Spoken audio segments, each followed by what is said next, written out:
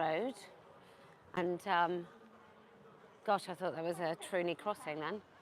So, hello, good morning from Glasgow, good afternoon, in fact. So this will be, might just continue this stream all the way through. I'm going to cross here. Okay. That's the lovely Iris. She hasn't got a hairband, so... Oh, we're saved by the bus. It's like that programme, Move That Bus. Did you ever watch that? No. Oh, it was really good. It was a home thing where, a very earnest American thing. I told the lady in the hotel this morning, she said, oh, what are you doing? I said, oh, we're going to give this talk. It's about women's rights. Do you know, she hadn't heard of the Sandy Peggy case. I don't think many people have heard of it. I suppose if you're not tuned into specific newspapers, maybe. It's all right, we're nearly there. The police have got Kelly on site, so it should be all right. How are the walkie-talkies? Oh, really good.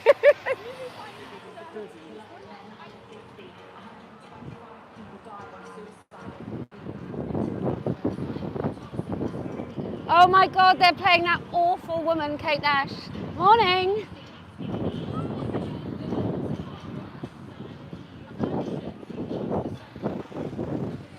Thank you. Morning, morning, morning. We're going to go over that way. Afternoon, sorry. My name is Kate fucking Nash. In it. In it, bruv. Nobody. I'm going to sell pictures of my feet. Morning, afternoon, hi. Oh my God, Mary. We need to set up to get away from their noise. We need to set up Yeah, that's fine. Yeah. I just realised, what haven't I brought? I haven't brought the tripods. I better phone my husband. Yeah, run it by. No, for my... Oh, for your mic. What a tit.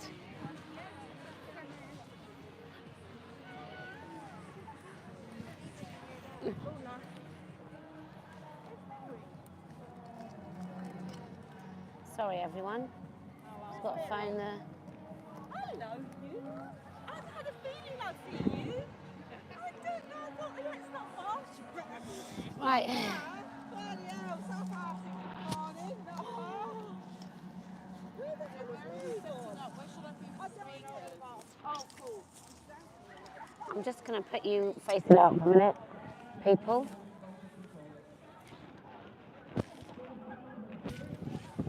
Just a quick hello, Kellie-Jay. Hello. Right, we've spoken in the Oh, past hi. about articles, so I'm hoping today goes well for you. Oh, thank you And very I'm much. covering it for probably tomorrow's papers and Mondays. Lovely. I've got that's going to YouTube, so just in case you wanted to say anything that you don't want to say on camera, I'm just going to phone my lovely husband because I've just forgotten but nice to see you. Thank you.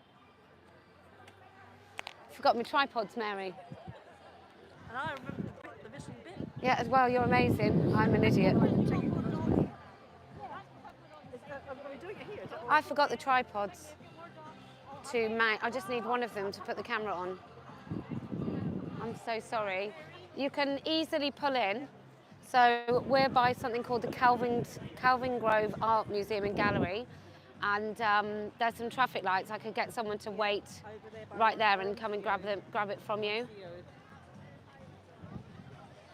I'm so sorry.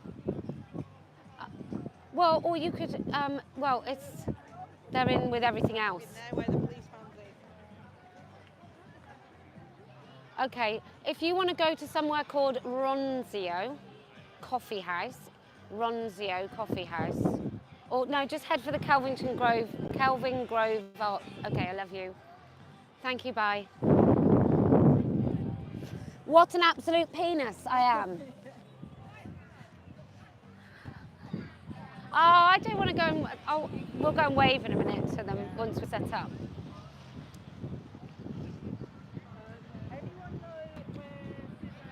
Do you think we ought to? Yeah, I suppose we ought to go all the way down there. Yes, we have to get away because they will put the volume up once you start. You know what they're like. Oh, there she is. I've got her.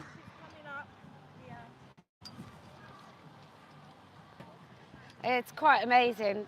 I'm going to go and film them in a minute, people, for you all.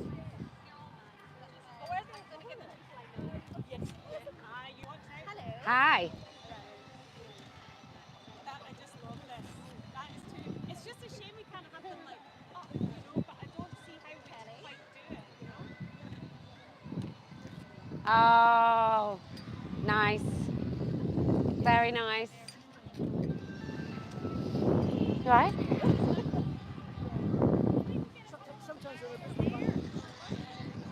Should we go and have a look at the TRAs, everyone? Hi. What do you know where to set up our seats? We'll face this way. Face this way, that's great. Thank you. There's a good turnout over there. Yeah.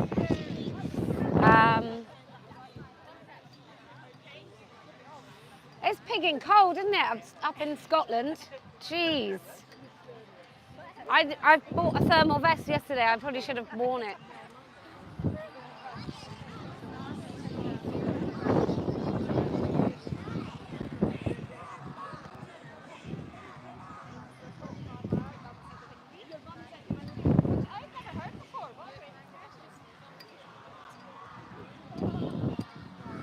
Should we go and have a look at the TRAs, everyone? Come with, come with. Ah, Posie Parker, he called me. Thanks.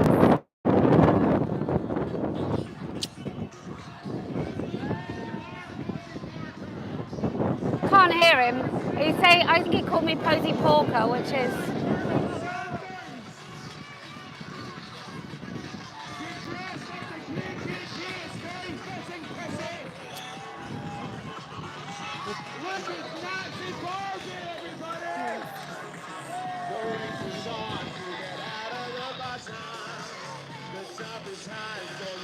Oh, it's like a decrepit Mark Almond, where if he lost his voice, look at that.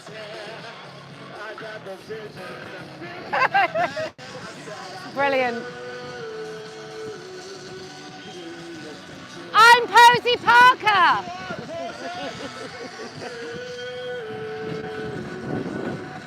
It's such a bad.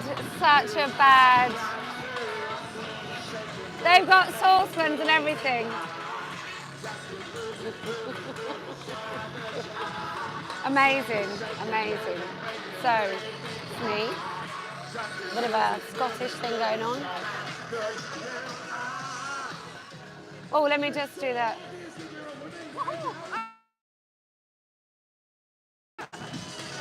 Say Supreme.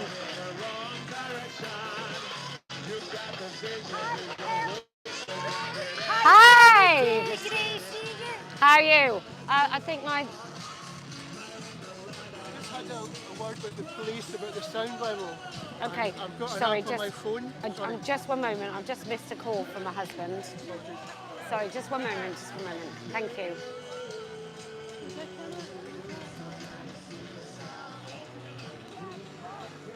Okay, bye. Yes, Sorry. that's right. So they well exceeded the upper limit, which is 85 to 90 decibels. I've spoken to the police. All they've said is you've got the option of moving away, so move away. So I've spoken to the staff. They don't have the option of moving away. They're stuck here. I've asked the staff if they could speak to the police. So wait and see what happens. Okay, thank Now, you. they did the same thing at Edinburgh, and I recorded all of the audio levels and sent it to the City Council at Edinburgh, and the council actually complained to the police afterwards. Okay. And I've relayed all that just so you know. All right, thank you so much. Hello. Yeah, good. How are you? Thank you. You too. Yeah, I'm good. How are you? I am.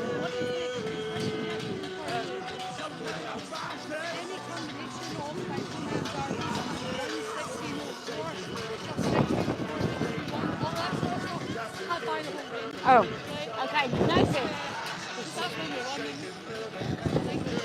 You're welcome. So that's them anyway.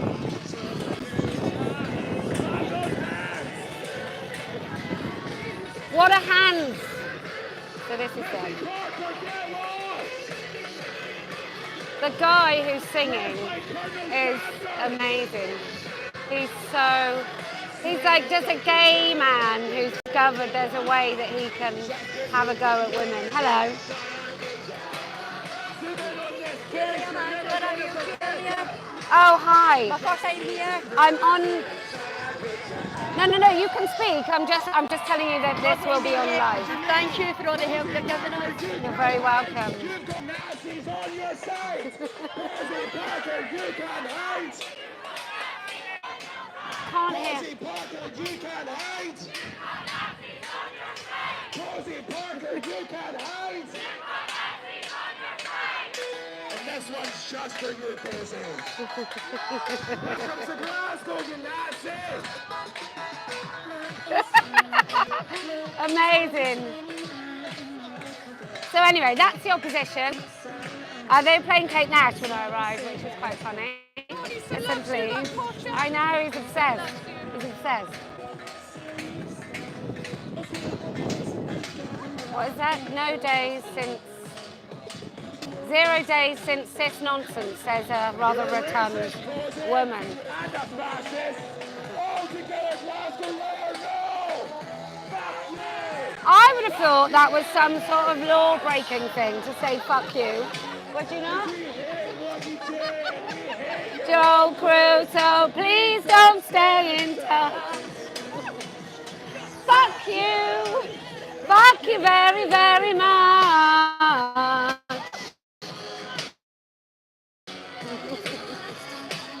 It's dead quite late, so please go back to England, Posie.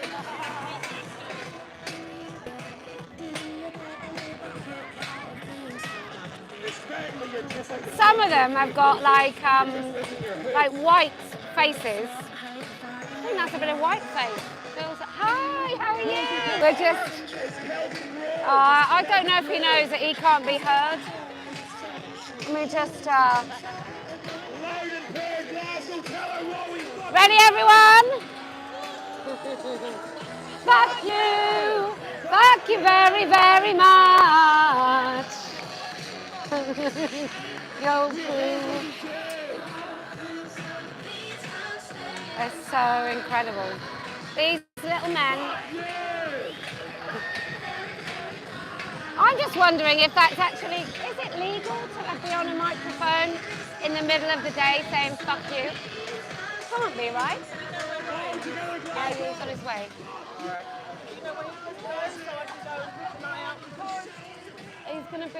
He's gonna be somewhere here. All right, I'll keep an eye out. Anyway, we're gonna come up to where it's quiet. The guy is very excited.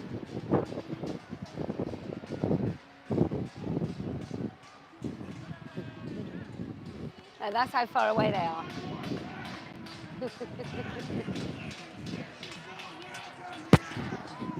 Fuck you.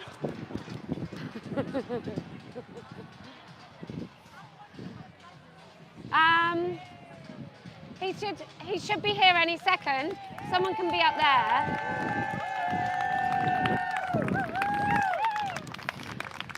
Are you noising them up? Aye. Oh, it's so funny. Well, we're gonna have to. We might do a little bit of a walk, all of us, Aye. and go and give them a nice wave in about half an hour.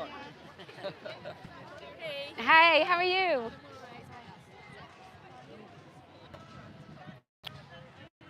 Posie Parker! He doesn't know how he sounds, but he does sound like a bloke. I mean, he is a bloke.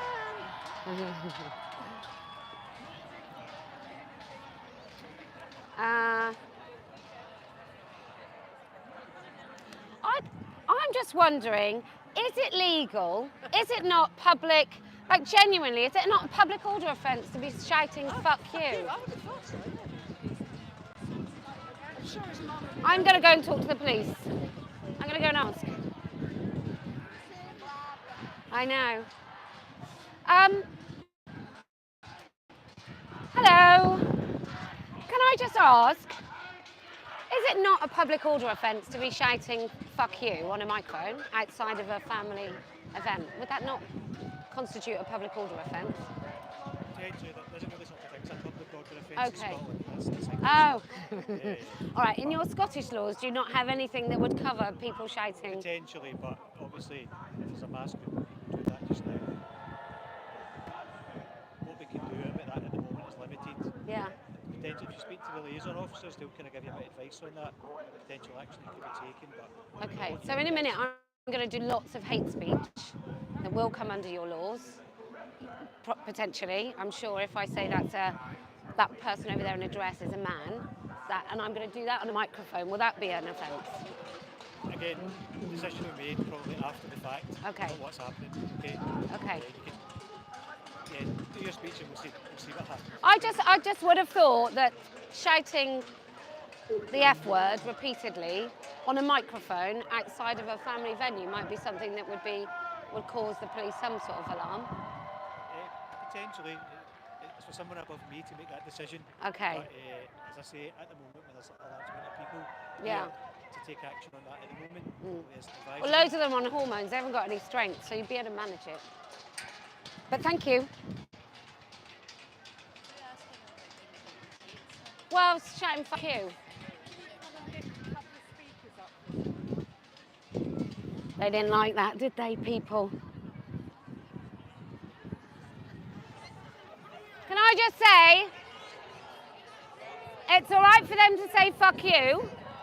It's not an offence apparently, or it's nothing that will happen. But in a minute I'm going to be doing the hate speech, loads of it. So we'll see. Where are you going to go? Over here? People have brought their dog. They brought their pretend dogs. They're giant teddy bears. Yeah. Airedales. They're so lovely. Oh, I wanted to ask. I am live, just in case you don't want to ask this on camera. I am on YouTube right now. Okay, just in case. Yes, of course. 100%. Yes, of course you can. Yes.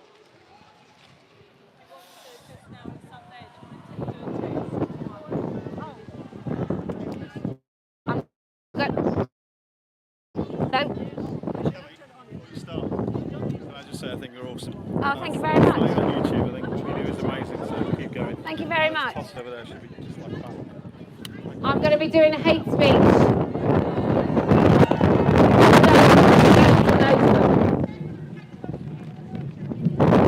I wonder what we can do. Where's the wind? Where's the wind? This is a great spot for a wind.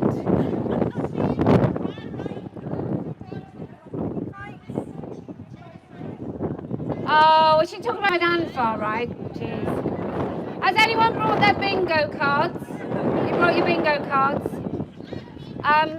Oh, brilliant. So in my red bag, is the thing for this. Is the frame, Mary? I don't know what I'm saying, Mary.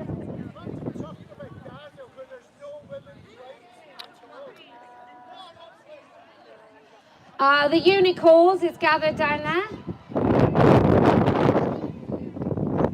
Gosh, did you hear what they were talking about with all the grooming gangs and the rape gangs in this country? They've marched like crazy. Those people down there. They haven't, have they? They've never spoken about it. No, I've got that. You all right, Mary? This is the bit that I stole from you, so I'll put it in Yes. the bag. Yes. All I think about when I hear them is, do you remember Monty Python used to do quite funny songs? Oh, and there was one that's like, Sit on my face. that's exactly the one I was thinking. It's exactly the one I was thinking. Well, They told you to take something and shove it up your cooch. See what I mean? okay, so so far we've got multiple FU saying loudly on a thing, and now there's some sort of kind of sexual harassment, sexual assault. So look, when you see the police spring into action, oh, it's going to be amazing.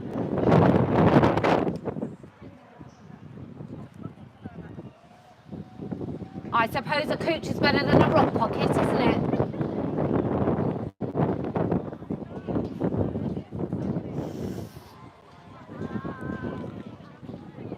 Hey everyone, how are you doing? Well, that's a very big lens, isn't it?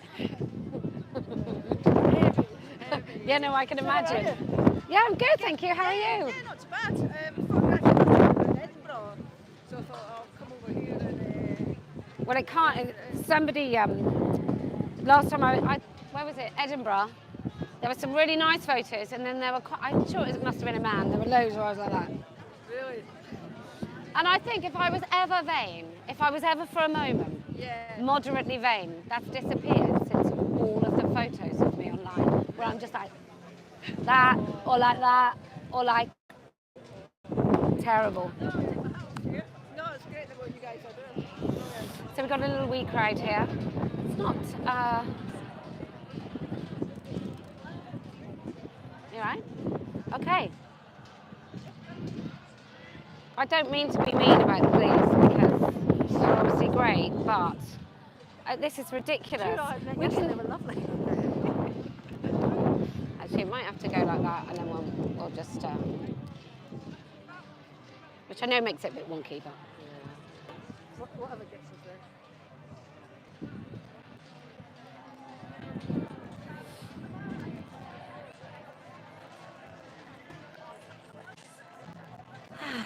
You all right, Mary? We ready? Okay. In Glasgow!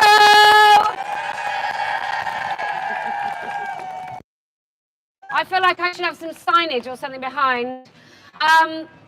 This is the blue bit of Turf Island, but aren't you wonderful turfs up here? You're coming out with your little handmade signs.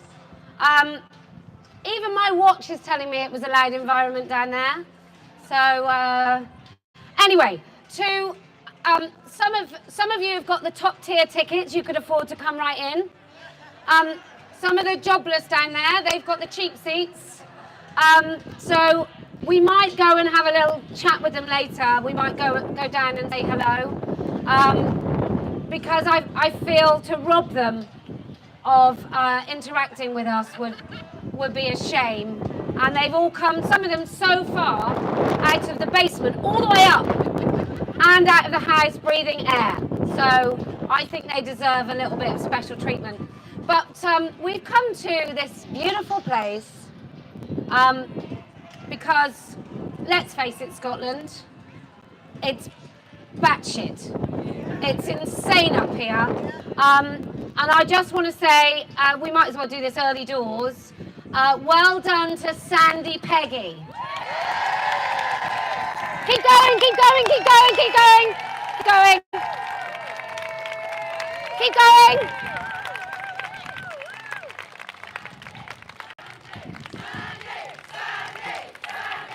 Oh, it's going to make me cry early doors. Wonderful. So, we've come to do a little bit of the hate speech today. Really provoke those laws, see where we stand. And then I'll just slither back to England and you can face the consequences. So, woo! And I think we are going to have to start really provoking this law and seeing just how the police will react. And we know, and thank you to all of the officers that are here today, we know that it must be really difficult to think of as us, mostly middle-aged women. I apologise if you're not quite fitting into that category, but slightly perimenopausal, menopausal, postmenopausal, couldn't give a shit pausal women. And what they've got to do is they've got to look at us potentially as the aggressors, and all of those men, predominantly men and some walking sticks, predominantly those people down there, they've got to look at them as the victims, the protected characteristic, the victim, the constantly afflicted. I think we can safely call them morons. I think that would be fair, because many of them may have some sort of collapse when we say, no woman has a penis! No man has a vagina! There's no such thing as non-binary. And transitioning children is profound abuse. Welcome to the Hate Festival, known as The Truth. So over the last 7 years, I've been talking about this publicly. I first got a notification to be arrested if I didn't attend a police interview in 2017. And then you've had some incredible warriors in Scotland who had to fight and spend a shed load of cash, risky cash, to go into the Supreme Court so they can say, yes, we did mean woman, adult human female.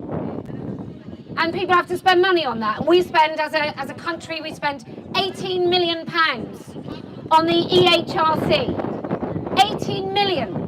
And how many times have they taken someone to court for letting men in women's spaces? None. I think that's a far right symbol these days. 0. None. I mean, these people, they've read Wikipedia, so probably not all of it, just some parts, some snapshots. So I just want to listen about myself. It's a bit intoxicating when you're a raging narcissist and attention seeker not to listen when they start talking about you. So I'm going to try and tune them out. But anyway, we've come here because the schools are captured, the police are captured, the government is captured, the hospital is batshit bonkers, crazy, nutty, mad. In fact, most of them need to just lock themselves up in parts of the hospital where they deal with people with mass illusion. It's absolutely disgusting what happened to Sandy Peggy. And I mentioned this to the young woman today, where I'm staying in the hotel, and she said, oh, what are you doing today? And it's always a bit 50-50, isn't it? Do I tell them, well, I'm going to go and defend women's rights? And by that, I mean women don't have penises. Or do I sort of, do I warm into it? So I said to her, well, I'm speaking about women's rights and women's free speech. And she said, oh, which? And I said, well, have you heard of Sandy Peggy? And her answer was a resounding no. So I think also your media is just a propaganda arm of your government. And we know that there is some media speaking out against it, but predominantly it's not really being covered, and it's certainly not penetrating to young women who are often the champions of these men being in women-only spaces. I don't know what that is. I think it's just a loathing of older women. I think it's quite an intoxicating hatred because you are very frightened of what you will become. And can I just say to every young woman, if you're lucky, you get to be 50. If you're lucky, you get to live as old as I am and gain the wrinkles and the life experiences and the really, really no fucks kind of attitude that you get at 50. I personally was born with it. I feel like a bit of a Garnier kind of woman. So I've always sort of spoken my mind.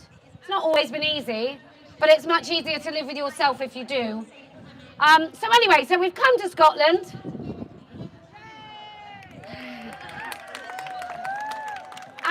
And we know there's so much more to do here. You'd think after the Supreme Court that everything was done, right? It's all done and dusted. But no, you're going to be asked repeatedly to put your hands in your pockets to help fund cases of things that we already know the bloody answer to. Should that man be allowed in the women's changing room? No, of course he bloody wouldn't. Should that boy be allowed in the girls' changing room at school? No. Should there be unisex toilets where people can peer over the doors and you have to share your space with them when you're washing your hands? No. So I ask this of every one of you, especially if you work in the NHS. You need to the NMC about the men that are going into hospitals cross-dressing. You need to say that they undermine the general public's trust in the NHS. Because that's really important to the NHS, and that can get someone unregistered. So if they're posting online nasty things about women, that undermines the confidence we have in the NHS. So we're going to have to start being really irritating and start using these weapons against the institutions, and that would be one of them. You need to flood the NHS. You go to an appointment, and the person in front of you, a nurse in front of you, is wearing a pride lanyard. You need to complain to the NHS that it made you feel unsafe as a woman, right? Every time. And then they'll get so sick of it They will just make policies just to stop everyone complaining, because it's not like they're going to wake up and care about you.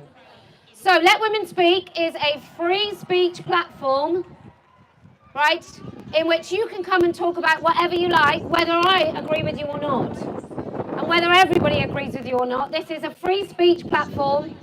Expect to be disagreed with if you say something disagreeable, but you still have the right to say it on any topic. But because Scotland's so bonkers on this particular topic, it seems a little bit fitting to try and stick to women's rights if we can, please. Okay, so it's not just about me. I mean, that pains me to say it. But if anyone else would like to speak, you just have to raise your hand. Yes.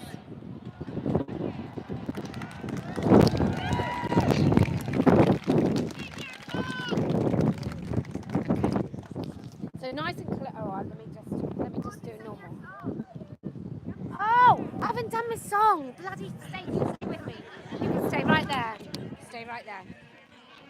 Oh, what a day this has been. What a rare mood I'm in. Why, it's almost like being a... Well done.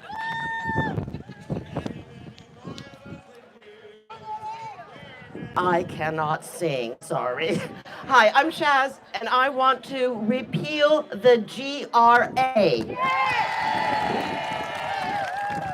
I will talk about what is in the Gender Recognition Act 2004, how it affects other laws and society in general, and what we can do to start the ball rolling on repealing this act.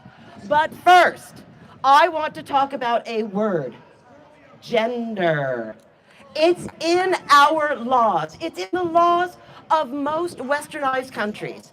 And yet even the most ardent activist cannot define gender without resort to Western regressive sex-based stereotypes like hair or fingernail length, amount of makeup worn or not, clothing and toy choices, your behavior, your favorite color. And ardent activists also try to define gender as a feeling in your head. What the heck is a feeling in your head doing in our laws? It can't be there. For that reason alone, having the word gender, which has no legal definition, cannot be defined, is not defined as legally watertight, the Gender Recognition Act should go just for having that in its title. But let's start with what is in the Gender Recognition Act. Well, to start with, you can change the sex marker on your passport and your driving license. There should not be a law on our books that allows you to falsify government-issued identification documentation. No. The GRA was brought in by labor because they didn't have the to bring in same-sex marriage. But now same-sex marriage is legal. So who needs the GRA? The other thing that the GRA does is it leveled pension age, i.e. a man could get an earlier pension age if he said he was a woman. Well, now that pension ages have been equalized for men and women, who needs the GRA? Now, the GRA is also the vehicle to get a GRC, a Gender Recognition Certificate. This allows you to change the sex marker on your birth certificate. Now, we just said you should not be able to change the sex marker on any government-issued ID doc. So what the heck is that? Now, honestly, with the idea that a GRA, which allows you to get a GRC, it is no good for marriage, it is no good for pensions, and since the UK Supreme Court ruling that clarified that a GRC has no effect on the protected characteristic of sex in the Equality Act 2010, then it's no good to try to get into the opposite sexes, spaces, facilities, services, prisons, sports. So what is the GRA for? It needs to be repealed. Now let's talk about societal effects of the GRA and the GRC that you can get within it. There are loads, and we've brought up the fact that you can falsify identification document, but let me tell you the big deal. This was brought up in a report by Kate Coleman of Keep Prison Sex in 2022. And yes, applaud for Kate. And she noticed that an applicant for a job was under no obligation to provide a prior name or sex marker on ID docs if that change was done in the name of trans. There is a massive loophole for child safeguarding in the GRA, and another reason why it needs to be repealed. Now, a couple more things just for interest. Primogeniture. If you know what that means, if you don't, I was American, I didn't know. So it means that if you have a hereditary title and it can go down through the family line, it means that the eldest male offspring inherits that title. Well, let me give you two situations from the GRA itself. If you are a woman with a GRC saying you're a man and you're the eldest offspring, you will still be skipped over for your younger brother. And the opposite, if you are a male with a GRC that says you are really female and you're the eldest offspring, you get the title. So this is two ways that everybody knows what a woman is.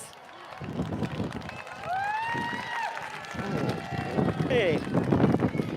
So, what is the process to start the repeal campaign of the GRA? Well, there are a lot of people out there who say, it's just not the right time politically. It can't be done now.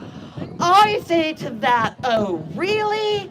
Because what the heck are lobbyists for? What do lobbyists do? They make change. They get the political will. So how do we do that ourselves? We need to organize. We need to educate the public and MPs on the absolute inability to even define the word gender. We need to talk to the public and MPs about the DBS loophole and all the other societal effects of the GRA and its GRC.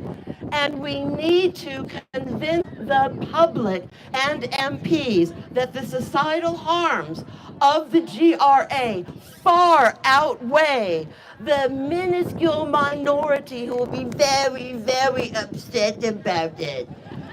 So, what do? How do we educate and celebrate?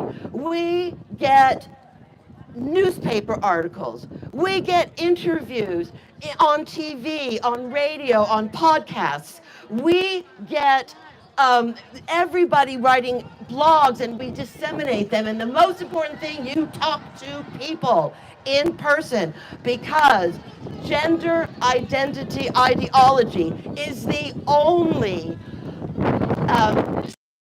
rights movement that people turn away from the more they know about it. So let's repeal the GRA. Let's get off the books a law that's about a feeling in your head about regressive sex-based stereotypes and allows the falsification of government-issued ID docs. Thank you.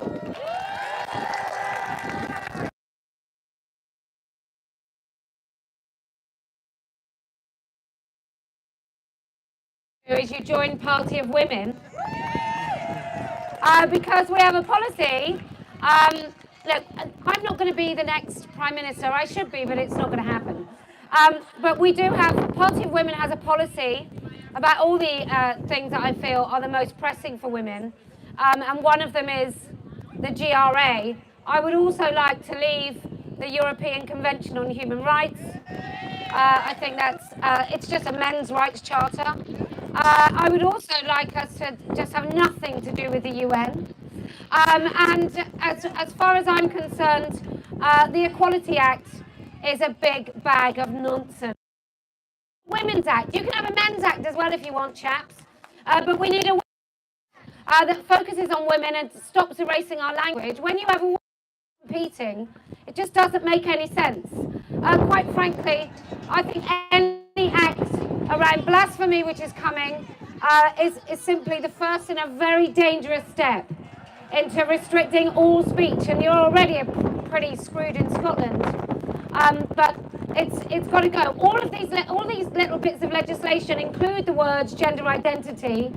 And once you've got that in it, it's not worth the paper it's written on, and it's certainly not written to protect any women. And by extension, if we are not protected, our children are not protected.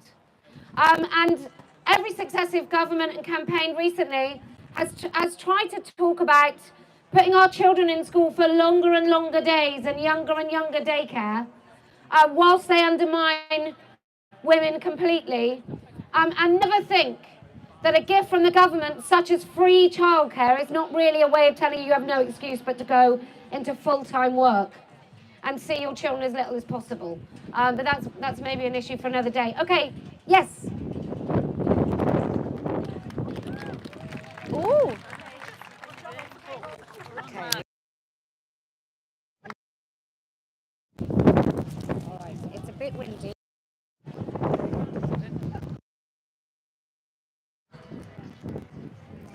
Hello. Really, because it's quite windy as well, you need to talk loudly into the mic as close as possible. Okay.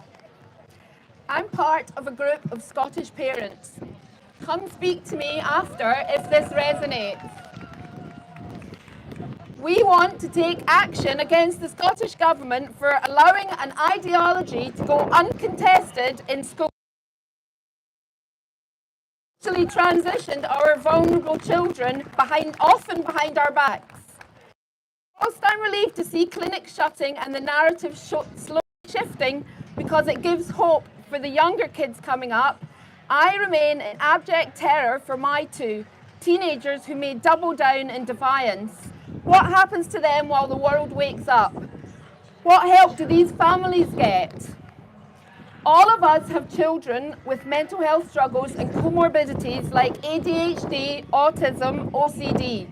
Not one of our children expressed distress or showed any dysphoria or opposite sex ideation before school introduced the idea that you can be born in the wrong body. After that, everything changed for my two older autistic children. My eldest child became obsessed with identity labels and as effectively identified into a corner. My middle became withdrawn, angry and volatile. Both began to see me not as their mum, but as a threat. And still, I love them.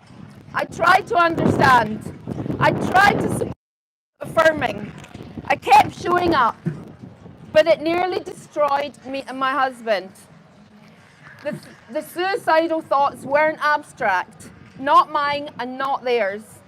After the school secretly socially transitioned my children, their mental health spiraled. They became distressed, volatile, unrecognisable. That's when the self-harms began. That's when they started talking about not wanting to live. And some nights I genuinely wondered if everyone would be better off without me.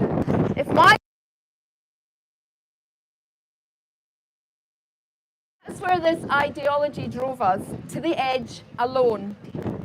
Because that's where we are now, us parents, trapped in a dystopian nightmare, alone.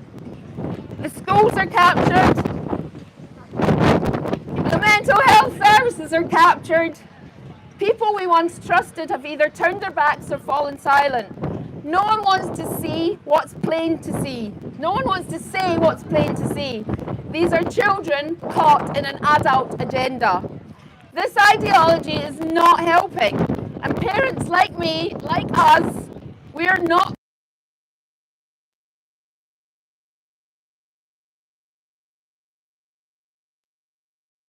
and real. Now it's often tense, quiet. We avoid topics. We walk on eggshells. I live in fear of the next step on the affirmation path, of another referral, of what I might find next time I check their arms, of losing them. This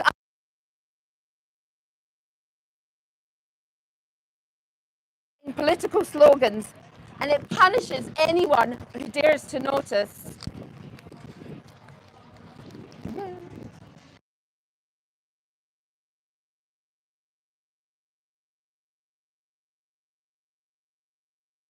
Too much from us.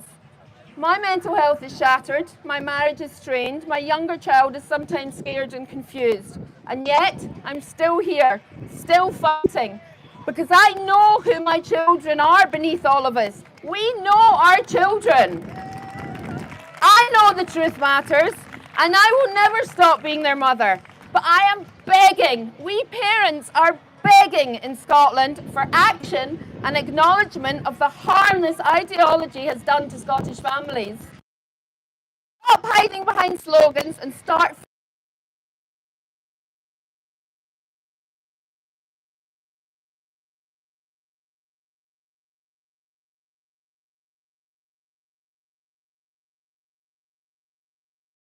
are lost before more of us, the mothers and the fathers, are broken beyond repair. Thank you. I just got a little bit to add.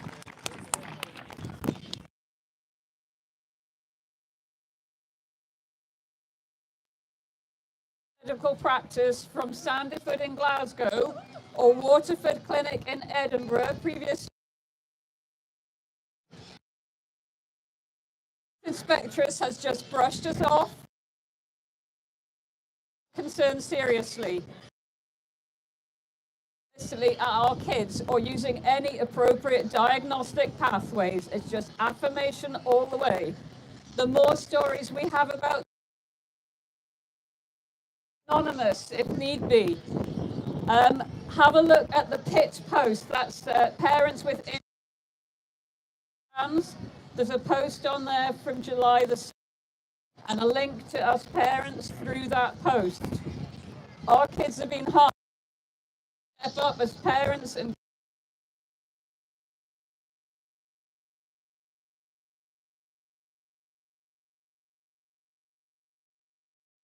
so much. You're coming for drinks, yeah? Yeah. Oh, well done, those women. On the 5th of November, as a response to the capture of our civil service, we're having a Let Women Speak in Parliament Square by the Millicent Fawcett statue.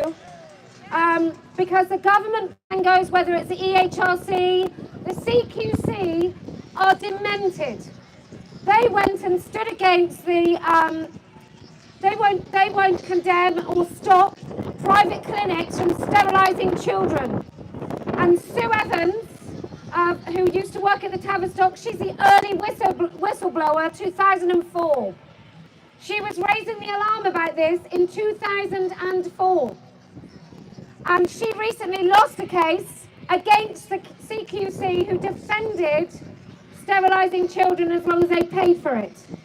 So that's why Let Women Speak is doing a civil service Let Women Speak, because you can change your government, but it's the people that sit behind who hold all the power, and they really need to be held to account. We need to lift up that stone and see all the creepy crawlies that actually control this country. And it's the same for police forces, the NHS. There's people sitting very happy in very cushy jobs on nice incomes with fat pensions who just want to get to their pension age so they can draw it. They don't care what's happening to their police force. They couldn't give a shit that somebody has to go and knock on a middle-aged woman's door and arrest her for stickers. They don't care. And so we're going to have to, and can I just say about schools, I'm sick and tired of everyone going, well, teachers work so hard. They're so, no. University, no. There's a few teachers, but they're quiet, who know about this, and the rest are happy. They don't care enough not to teach your children this dangerous ideology. They don't care. So I say to you, if you don't feel vulnerable yourself, and you can go and look a teacher in the eye, a head teacher, look them right in the eye, and tell them what the outcome is of what they are teaching your children, and ask them why. Just look at them right in the eye and ask them the difficult questions. Make them uncomfortable. Make them wish they'd never organised the appointment with you. And do it to every teacher. Get on the school governors. Become a governor. Become a squeaky wheel. Be the really annoying, tedious woman that doesn't shut up about this issue when you're in the school gates. If you're a grandmother and you feel that maybe your daughter or son won't go and do that, make sure you pick up those grandchildren from school and start talking to all the other parents in the playground and telling them what's happening in the school. Just be that woman. Be a difficult woman. Like every one of you. And can I just say to Nicola Sturgeon, it was such a shock when she came out, wasn't it? I couldn't pick my jaw up off the floor when I heard that she'd come out. Who knew?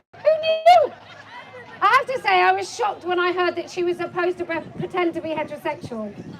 And I don't necessarily have a great gaydar, but Jesus.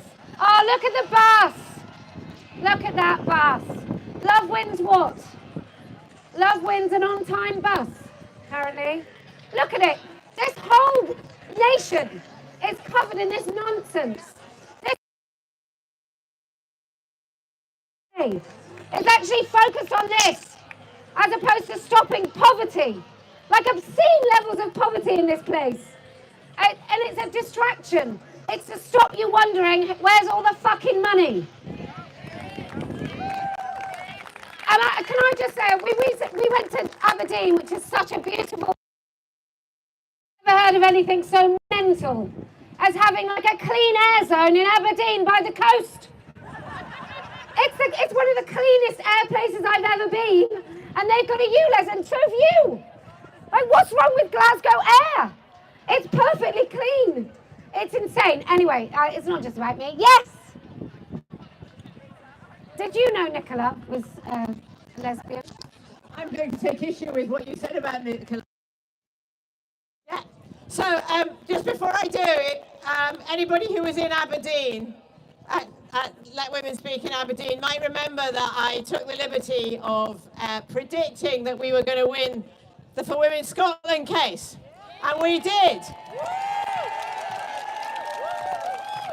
And I'd like to suggest that a very, very important part of that was the lesbian intervention. Because lesbians are at the forefront, at the sharp end of all this bloody nonsense. And we've been dealing with it for probably many more ways than other people. And this business about Nicola Sturgeon, first of all, she hasn't come out. But as I understand what she said, she spent a lot of time denying that she ever had a relationship with the woman that everybody thought she had a relationship with.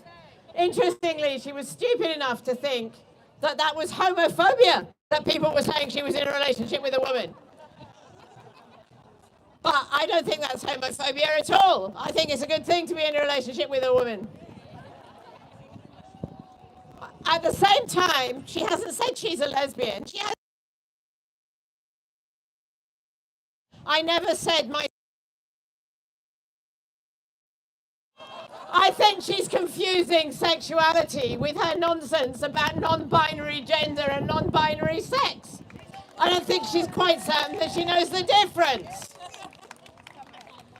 Because she doesn't... I've been a lesbian for years, and I have never heard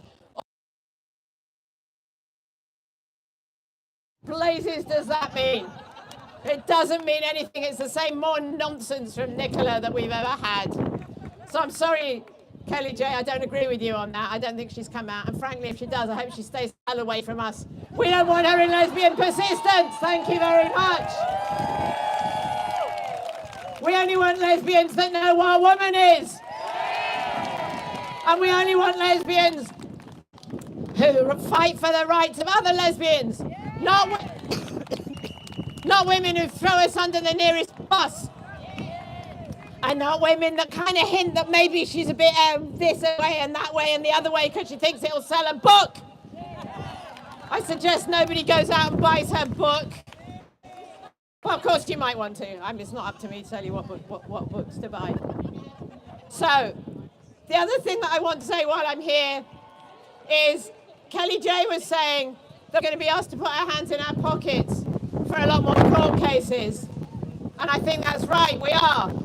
But I think there's an awful lot of things we need to do before we get anywhere near court. We need to learn to use the law to our advantage, to threaten people, to frighten them into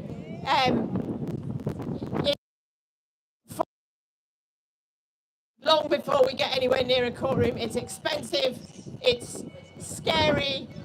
I'll sadly pick Peggy, you know. It's stressful, it takes years off your life.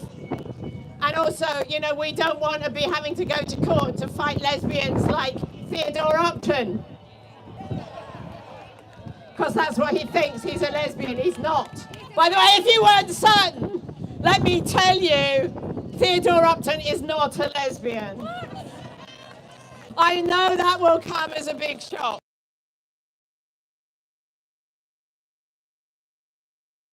Challenge, we're going to have to challenge in all the ways we possibly can all the organisations that are refusing to implement the law. We shouldn't have to be doing it by its institutional capture, like in the NHS, but not just the NHS. We're going to have to fight it, but hopefully we will be able to find ways, and we'll look at different ways that we can fight this without actually having to go to the lengths of going to court. So in the meantime, to all the lesbians here, I want to say welcome. And to all the non-lesbians here, it's nice to see you as well. Cheers. Maybe she just came out as a moron. But we all knew that as well. Okay, there was another lady. Yes.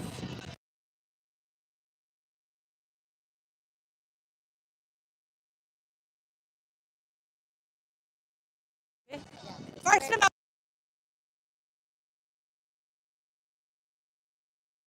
Kellie-Jay, you think we're bonkers? What I want to do as well, see, the first time I ever spoke in public, I've been too. I cannot believe I'm back here with all of this going on. But I want to thank Kellie-Jay because the other thing that goes along with this is freedom of speech. And that is what this allows. And if I don't agree with her about everything, she is entitled to her views as I am to mine. I am a feminist, she is not. But we both agree that by protecting women, you protect children. And I'm also going to take issue because I don't care what is in Nicola Sturgeon's book. Not a single bit. But what I would also like to say is that I also sat in the Supreme Court in April and I thought, this is the beginning of the ability to fight back. And I want to pay tribute to the 3 women for Women Scotland. Without them, we would not be here. They might describe themselves as bonkers. I describe them as thrawn, determined, refusal to give up, and belief that women will actually triumph out of this. And I would like to thank the 2 editors of Women Won't Wish, because suddenly the real life stories of women were available in a book. Most of all, I would like to say, Sandy Peggy, well done, sister. I don't care what your husband thinks. I don't care what you said in a Facebook post years ago. Well done, and well done to her lesbian daughter. If we all I like it, lesbians and not lesbians. That's a kind of Scottish Glaswegian thing. You're either one or you're not the other. So to lesbians and not lesbians, this is a fight for all women, which we will win. There may be quite a few of them over there, but we are right. And the law is on our side. And we will continue to welcome people like Kellie-Jay and everybody who wants to speak up for women and children. This is just the beginning. Thank you.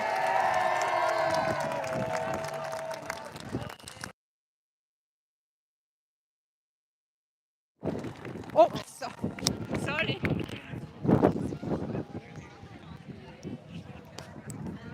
you want to speak? Oh, I don't know if you know, but she was scunnered the first time we heard her speak. It's Jean from Aberdeen! Jean from Aberdeen! Jean from Aberdeen!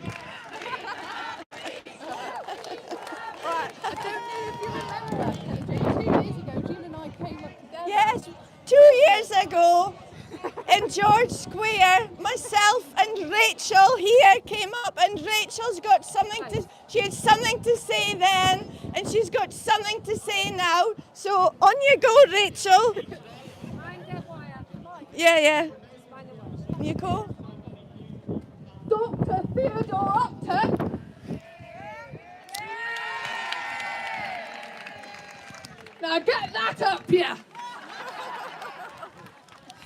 Okay, done? Well done. I'm going to pin this back on you. Come in really close to the microphone. If you Okay. All right. Right, I'm not going to speak for long. I haven't got a speech. What I have got is a question. I've got one question to the Scottish Government. Why are we, the women of Scotland, waiting?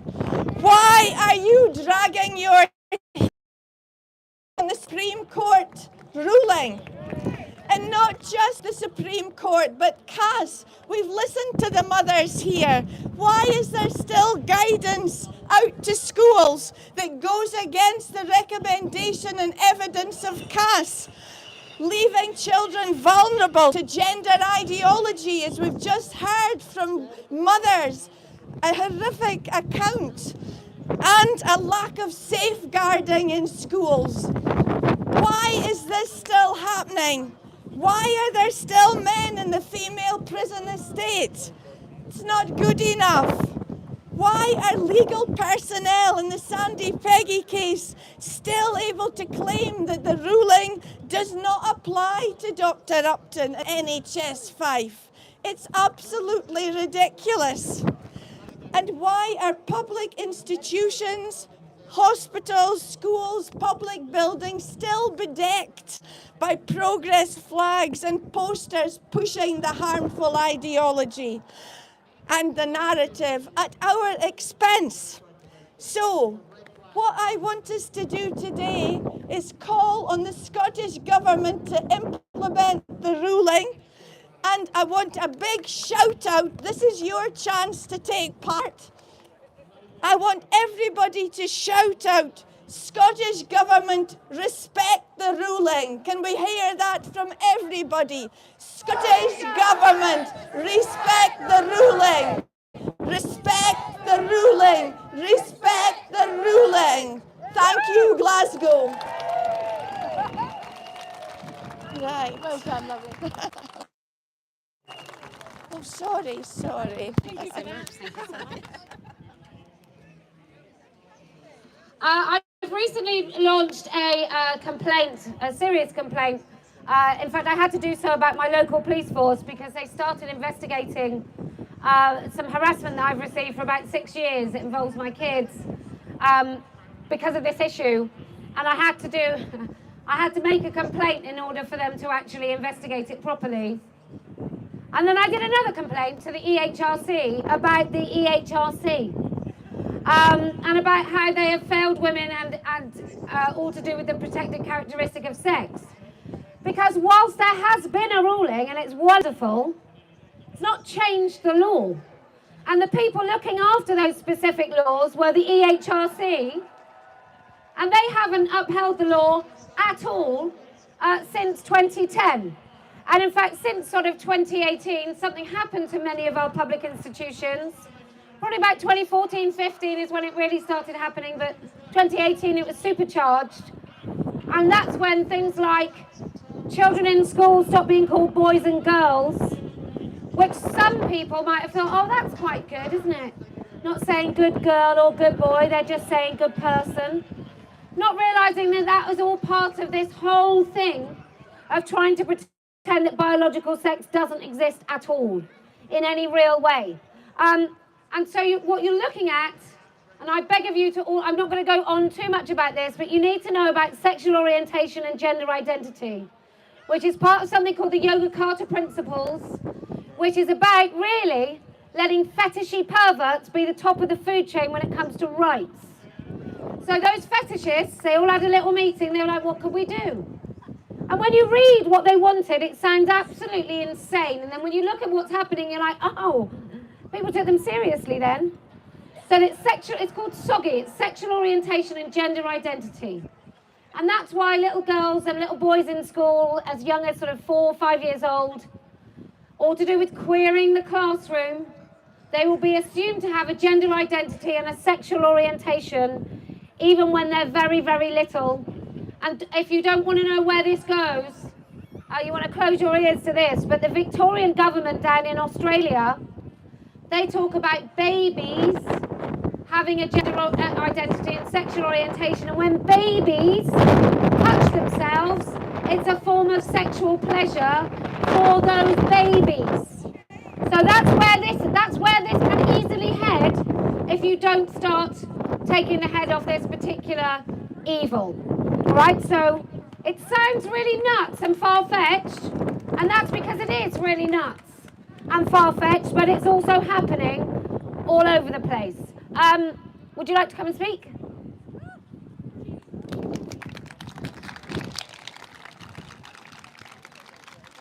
Okay. So really close to the microphone, okay, and nice and loud. 2.5 years ago, I came to my very first public event, which was Let Women Speak in Glasgow. I came on my own, and I absolutely loved it. And I posted it on my social media, and literally overnight, all my friends ditched me. Friends of 20 odd years, no conversation, nothing. They just blocked me and haven't spoken to me since. There was a lot of tears. I wondered what I'd done. It was lonely, but I just kept circling back round to, but men can't be fucking women. So what I did was I found every women's rights thing I could, and I went to them, and I went on my own because I didn't know anyone, and I kept turning up and turning up. And eventually I got to know people, and I met a few people, and I went to London, and I met more people online, and I went to Oxford, and Aberdeen, and Kirkcaldy, and Dundee, and Ayr, and Edinburgh, and I just kept doing it. And then I got to know more and more people. I made friends, and I'm back now in Glasgow, my home city, 2.5 years later, as one of the organisers of Let Women Speak. And as I said then, and I still say now, I don't care what you call me, I don't care if you never speak to me again, I don't care who you are, I will never, ever wished.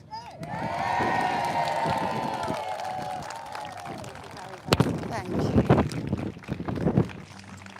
Just want to say to people, if you're watching at home and it's a bit windy, it's because it's a bit windy. So the sound's a bit rubbish. I want to do something because we're very nice, reasonable people. I think we should just say hello to the boys, the lads. So we're going to turn around in 3 and we're going to say, hi boys. You ready? 1, 2, 3. Hi boys!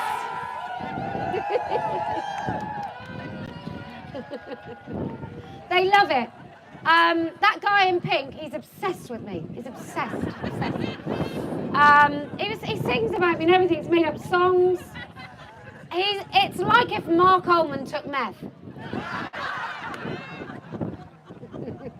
But yeah, he's. I think there's a Posie Parker's coming round the mountain or something. I don't know. But I'm indebted because he is one of my biggest fans. Anyway, who else would like to speak? You.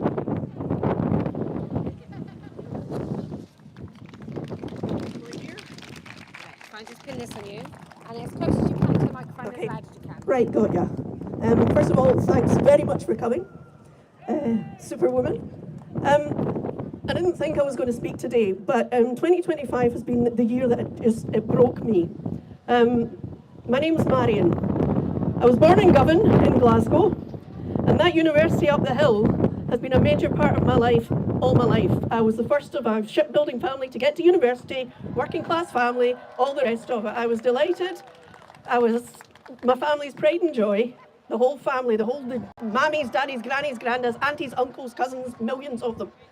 But I got to university, and when I graduated, I've worked at that university most of my adult life. This year, I have quit my job because I just can't stand the capture and the madness and the insults to women anymore. I am somebody who is exactly the same age as Nicola Sturgeon. She used to go to the ice rink at the Magnum on a Saturday night. I was at that same ice disco every Saturday night. She's the same age as me. And what has happened to that lassie has made me absolutely hate her. More than I ever hated Thatcher. More than I ever hate war criminal Tony Blair. I hate that woman. She should be in jail. But just some observations from a very captured institution that has broken my heart. And I walked away before it entirely broke my spirit. Thanks to some amount of pressure from brave women at the university, we finally, in the last couple of years, the university has started having a go at tackling the menopause, patronising women about their menopause symptoms and how we have to accommodate them and we have to be nice to the menopausal ladies. And it's basically because the entire fucking place is run by menopausal women who have had enough of this fucking shite. The entire place is run by sweating menopausal women who are sick of this bloody nonsense. So, we get a wee bone thrown to us. And they decide, right, we'll have these menopause cafes where we invite all the ladies from the university to come to these meetings, and you'll meet with senior management and you'll meet with all the other menopausal ladies of the university. So we go along, and I didn't have high hopes, and I pretty much was pretty sure that I knew what was coming. And right at the very first event that I attended, there was a wee lassie, half my age, possibly a third of my age, who's sitting out front with a senior management wonk from the senior management group, some bloke from the senior management group. And it was all the usual, that we'd like to thank everyone for coming today, blah, blah, blah, blah, blah. And she started it off by talking about people assigned female at birth. And I thumped the desk in front of me, and I nearly shouted, and I nearly walked out. I thought, no, I'm here taking one for the team. I'm just going to see just how fucking mad and insulting and stupid and brainless this is going to be. From a major university, a Russell Group university, addressing its main fucking staff as people assigned female at birth. I've got news for you, Glasgow. Women are not assigned female at birth, and how dare you send this stripling of a lassie, and how dare you come and patronise us with talk of women being assigned female at birth. How dare you insult our intelligence? How dare you? I think that's all I wanted to say, but this year I have quit that bloody university and I'm feeling so much better. So much better. Thank you. Thank you. It's just everywhere, isn't it? One of my first close-up encounters with a man who called himself a woman was on a little local radio.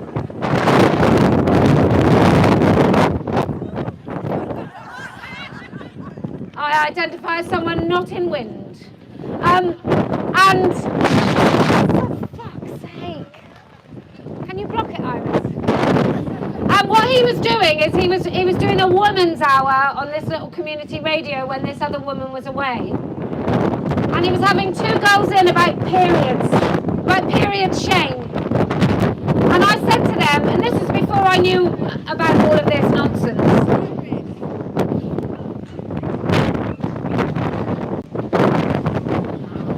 And I said to them, don't you think we ought to tell the two girls that these young women coming in, that the person they're going to speak to is a great big pervert? And they said, oh no, it's fine, she's a woman.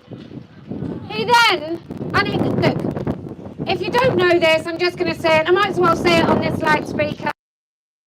Some of these men, many of these men that dress as women, have lactation fetishes, even have menopause fetishes.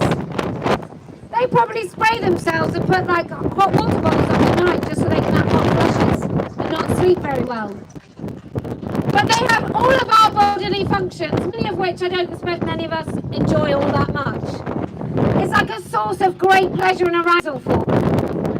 So when this man then goes to all the menopause conventions in Bristol to help women learn about the menopause, because let's face it, I don't know if any of you have ever been to a doctor about the menopause, but most doctors don't know. Private healthcare doesn't cover the menopause. If anything happens to you with your private healthcare insurance that's menopause related, you're not insured. I reckon you could probably get those little blue pills though if you're a man. I suspect erections are insured under private healthcare, but not menopause. I mean, I don't know that. It just feels like that should be true, right? Anyway, so he goes to all these conventions, and I wrote to them and I said, look, I think it's dangerous to have a man that's going to masturbate himself stupid in the toilets at the talk of menopause. And all these women, and it's so many women, they were all caping for him. They were all basically welcoming. They're the ones opening the doors. Like, it's us. So you have to just be a little bit more aggressive, maybe, with your friends when they do this. And you'll probably lose your friends, but who wants friends who let men in women's spaces anyway and try and dismantle our rights? Iris is very attached to this walkie-talkie. It suits you. Brilliant. Right, who else would like to speak? Yes.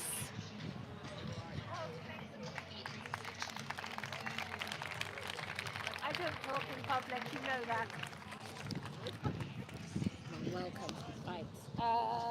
Nice and close, please. Really. Yeah. Whoops. Hi everybody, I am your genuine trans widow. I assure you that trans women are men, and married trans women are abusers, and especially so when they have children. And nobody gives a fuck about us.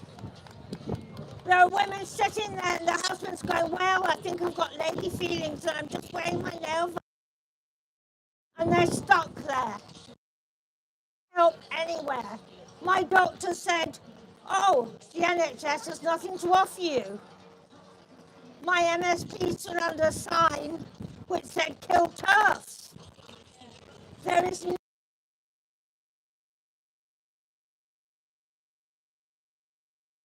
He has fetishes.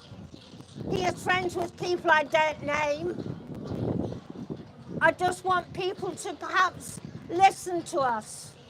I have no friends. They all disappeared.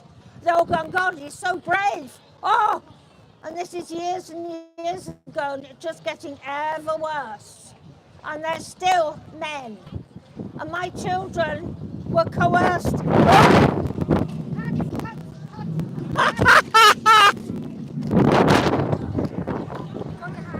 It's fine, my children were totally coerced into accepting this, as was I, but I never have, I never will, and I just wanted to say that. I'm 74 and I'll talk forever if I have to. If I've got anything left. I can just continue on the theme of women whose husbands turn out to be raging perverts. They do coercive control, and it starts off as something, and they just erode these women's boundaries like any other abuser. And she's quite right. I've never heard of a woman who's got really good supportive friends when their husbands decide that they're women. And it's a really common story that everyone takes his side because he's so brave. But I wonder if they'd be the same if he was a nappy fetishist. You know, and I just want you, when you talk to other people about this, I just want you to keep coming back to the fact that it is a fetish. There should be no police officer that comes to work cross-dressing. There should be no doctor or nurse that goes to work cross-dressing. I say bring back discrimination. There should be no teacher that stands in a classroom wearing his fetish. I'm sick and tired of it. And look, there are other people that talk about accommodating these men. No, absolutely no fucking way. We will not accommodate fetishists in our schools, in our police, in our NHS, in any position of authority, not in your workplace or in mine. No workplaces should have to put up with men coming to work in a fetish and making their colleagues part of their fetish and their arousal. It's absolutely disgusting.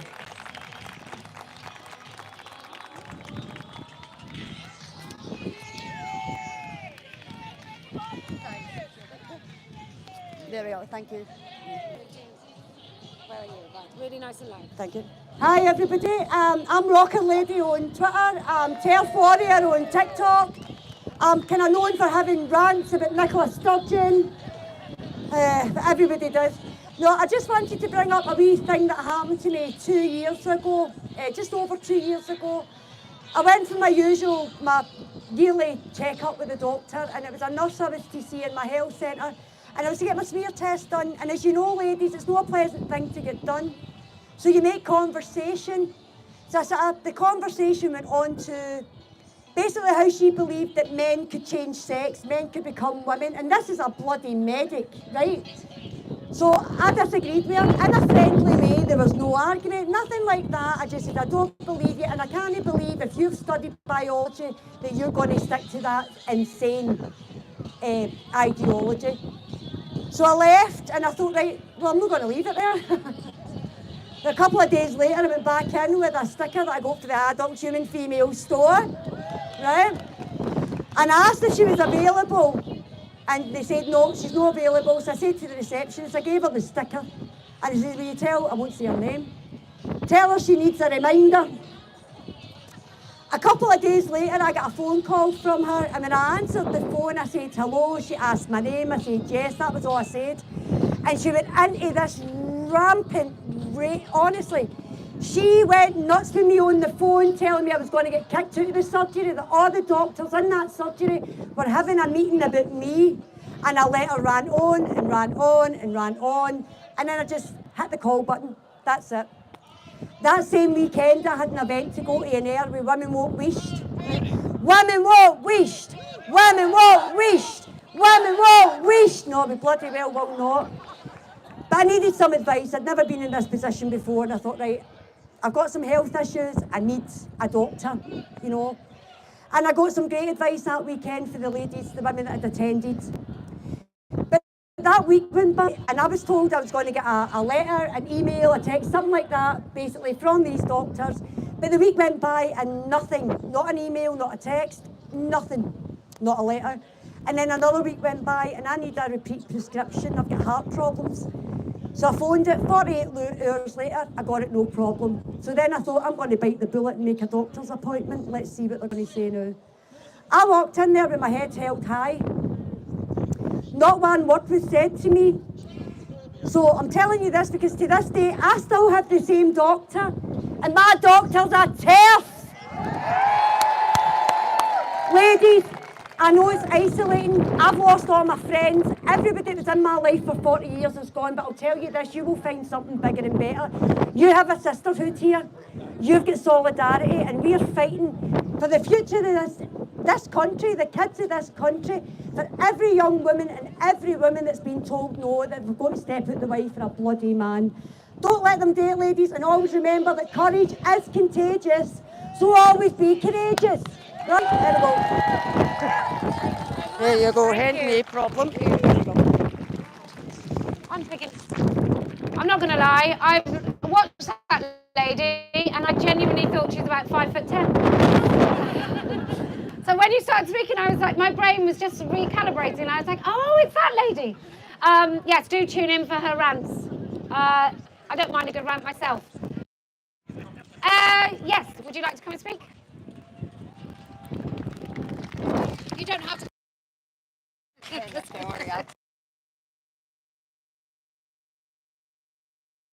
Hello, everybody. Is that loud enough?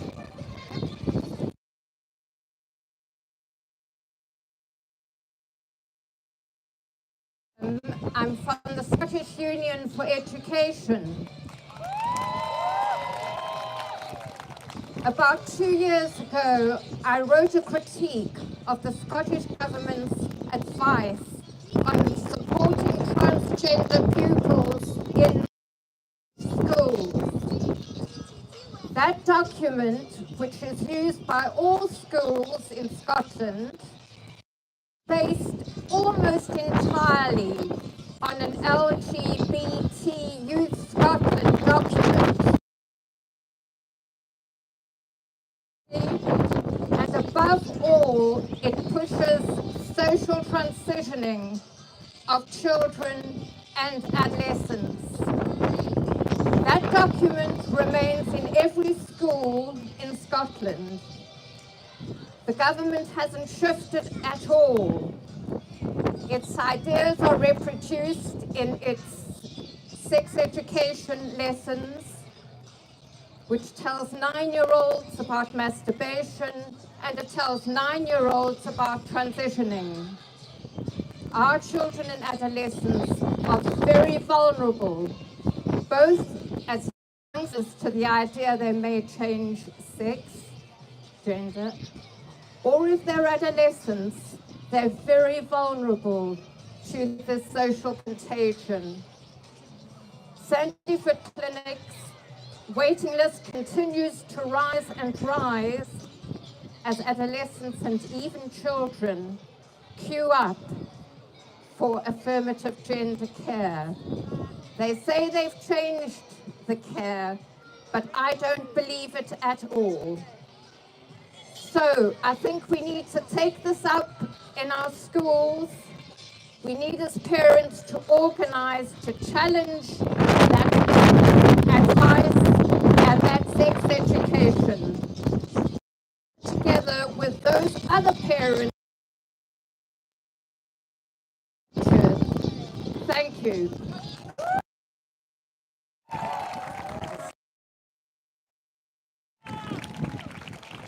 I just want to give in mind a bit of advice to parents.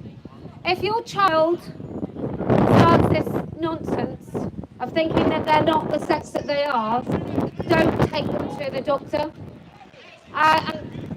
You all right? Don't take them to the doctor. Definitely don't take them to any sort of gender clinic nonsense. I just think it's, you're opening the door to so much harm. There are some really good parents groups that can advise you who are the right psychotherapists to approach if you really think your child needs help.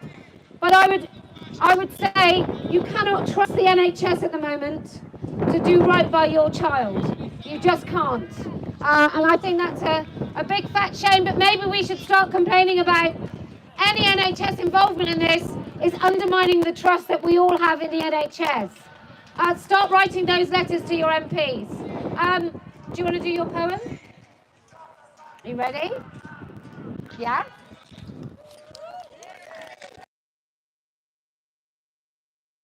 Big and windy. Put this.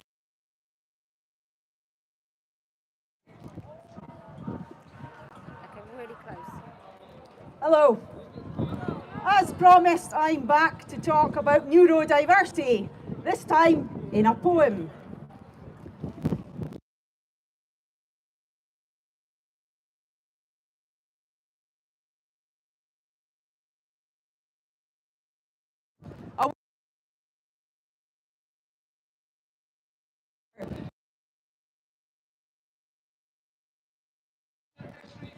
Once upon a time so rare, so many now need constant care for something that was belief. Traits infused as born inherent,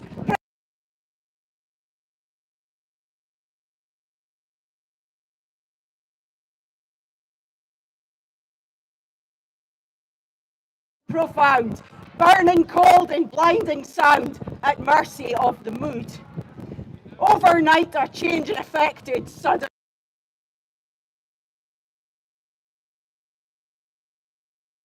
Good. A spoon to help down this medicine. The pill in a pineal colada they slipped us in. Still just the tip of the depths of the myths they spin. But that genie is out now and will not go back in. The caring sector serves a profit, tells you lies and eyes your wallet. Gaslit parents forfeit, risk they didn't notice. Solitary silent screamers all sit in a putrid plastic ball pit.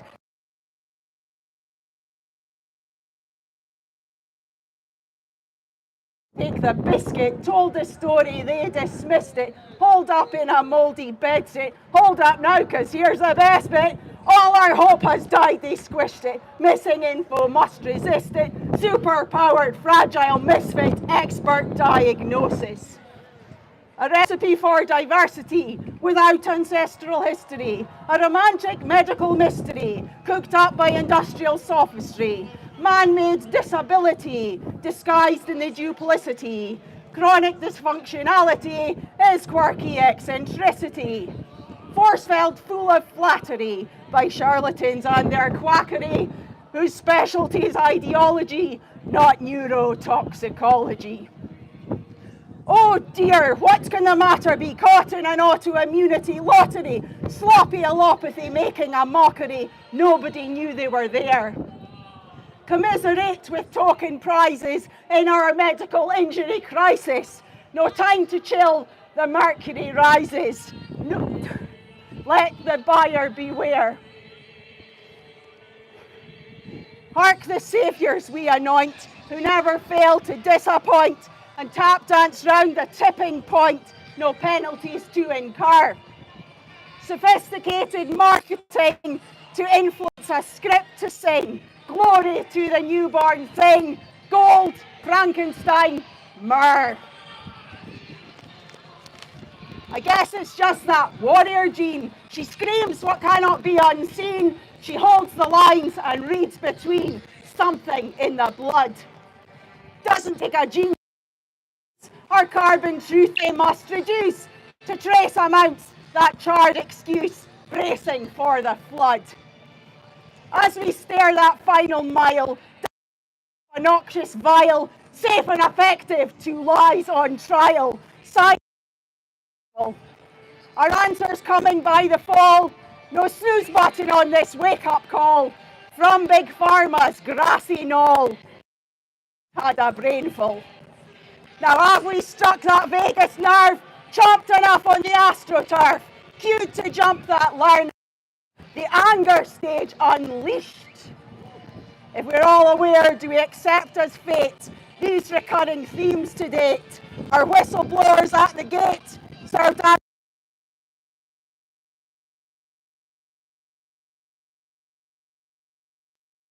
to feel the 30 it's too late. The available evidence would indicate a long march to depopulate. But you ain't gonna euthanize this one, mate. And no, I won't waste.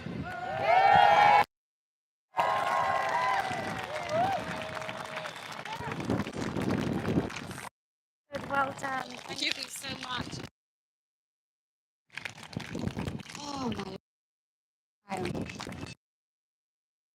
Who else would like to speak?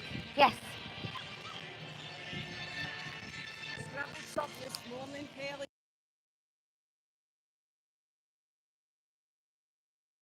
Mine's like, I brought the banners, but it was too windy. If somebody could hold some of them up, that would be greatly appreciated.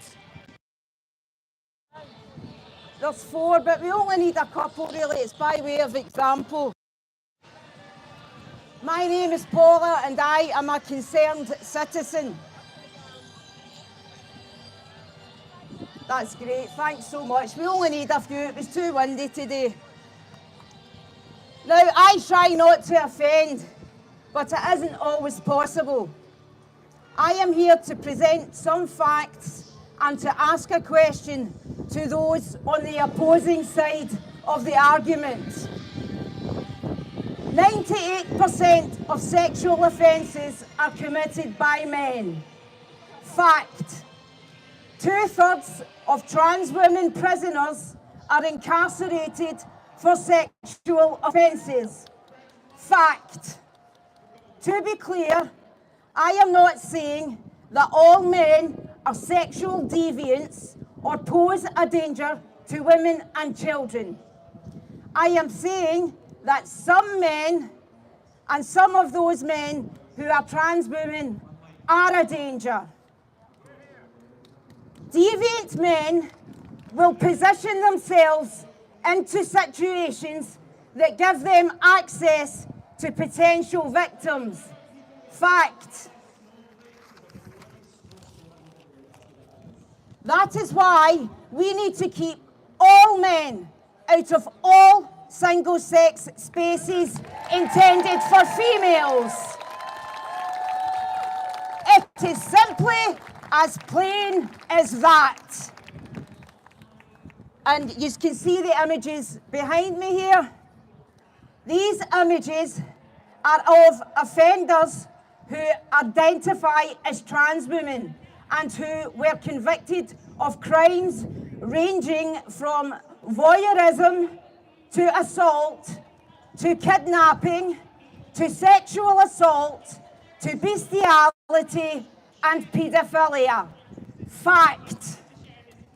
Have a good look. Take a good look and tell me that trans women are not a problem. Can you honestly convince yourself of that? That's my first question to them. How many remember the butcher from the Borders, Andrew Miller? He picked up a schoolgirl on the way back from school who missed himself as female. Please tell me, if that man looked like this man here, Karen White, apparently, do we genuinely believe that that wee girl would have stepped in that car? I think not. He used the guise of a woman to induce her into the car.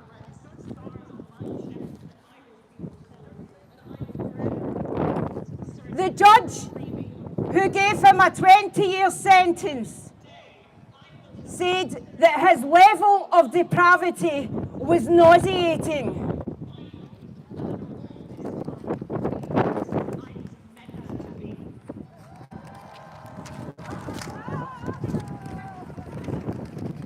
Sorry, bear with me.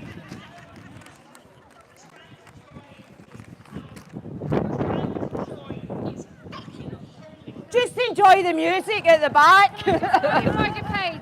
There's a woman down there on the microphone talking about balding, hairy chest, with a female voice, saying that trans joy is powerful.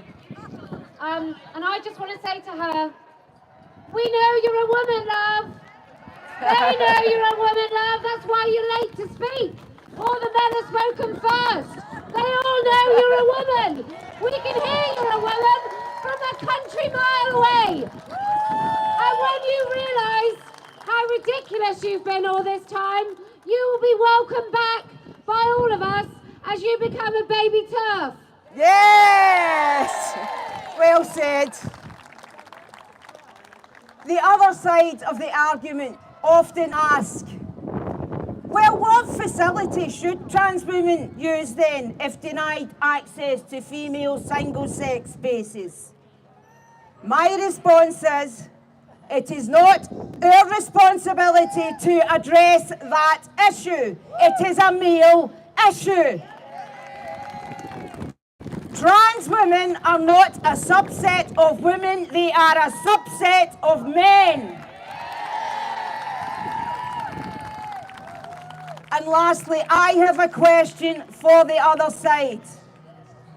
Now that you know that 98% of convictions of sex offenders are male, now that you know that 2/3 of trans women prisoners are incarcerated for sexual offences against women and children, and some are in single-sex spaces, now that you know that, I will ask you, what are you going to do about it?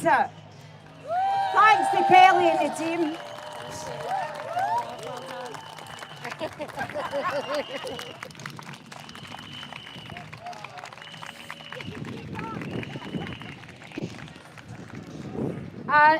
If you can't see, they've literally brought saucepans and they're banging them with sticks. I mean, the worst I saw was a grown man who brought 2 large pieces of Jenga in Washington, D.C. to bang. You couldn't hear it at all, but he did look like a prick. So there is that. And also, there's a couple of men in white faces. What is that? Like they've come dressed as, isn't that cultural appropriation of some description? But when it comes to the young women, I heard a conversation with Joe Rogan, and he was talking about the phalloplasty. And I just want to say, Mr. Rogan, because he obviously tuned in, right?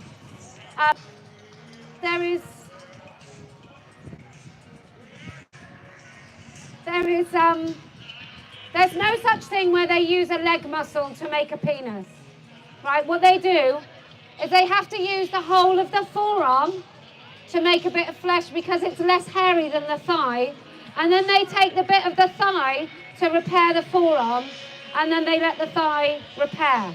So that's what a phalloplasty is. They take the entire section of the arm here to make a penis. And that young woman, I mean, they don't make a penis. Look, I don't have a penis, fellas. But I understand they're quite sensitive.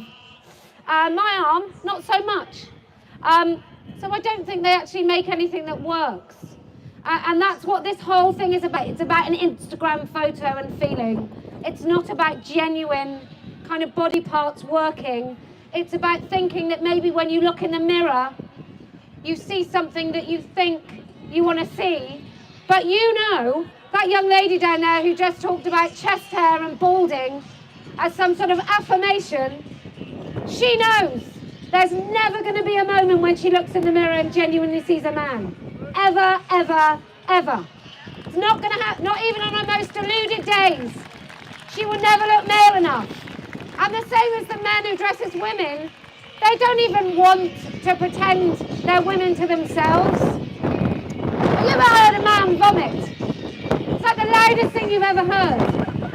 If you're married, right, men aren't sick quietly and they don't sneeze very quietly either.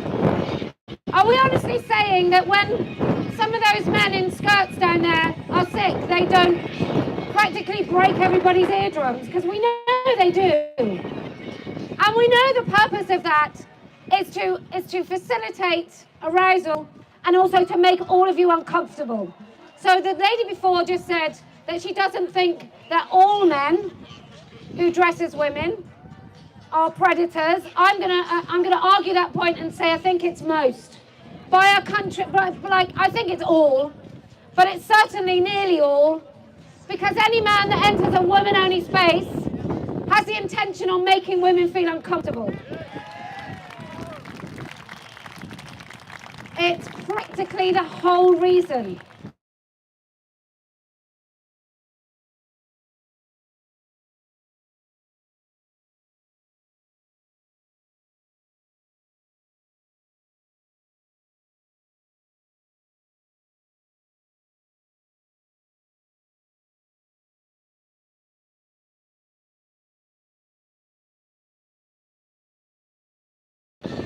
guarantee he pursued that woman as soon as he knew she was likely to say no. He wanted to pursue her daily, minute by minute, until she finally had a reason to tell him to fuck off. But he pursued her. He made sure that he was in spaces with her. He probably made sure he's on the same shift, just so he could force that woman into a position where he could report her and try and punish her, because he knew she wasn't having any of his shit. And that's what pronouns is. That's what the pronoun badge is. If you don't know, I got unlisted from my doctor's surgery for telling a woman who called herself Chuck. She called herself Chuck. I live in the West Country in England. I don't live in the Midwest, United States of America. People are not called Chuck where I live, except this woman. And I asked her about her pronoun badge, and then I got unlisted from the doctor's surgery.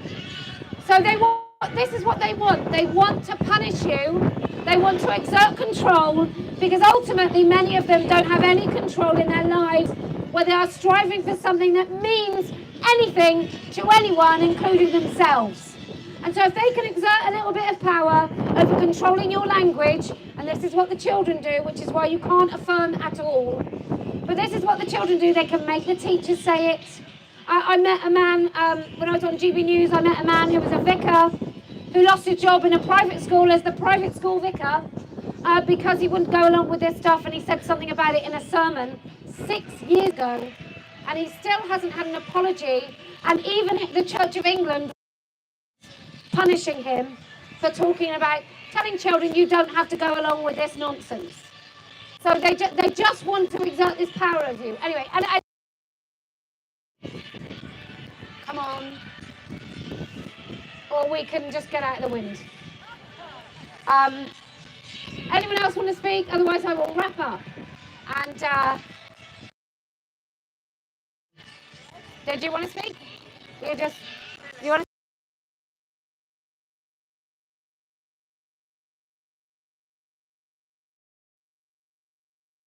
Will you be able to? Yeah. I don't normally speak. Do you want me to hold it? I don't normally speak because I haven't got much to say, and I don't have a great deal of confidence about public speaking because it's very.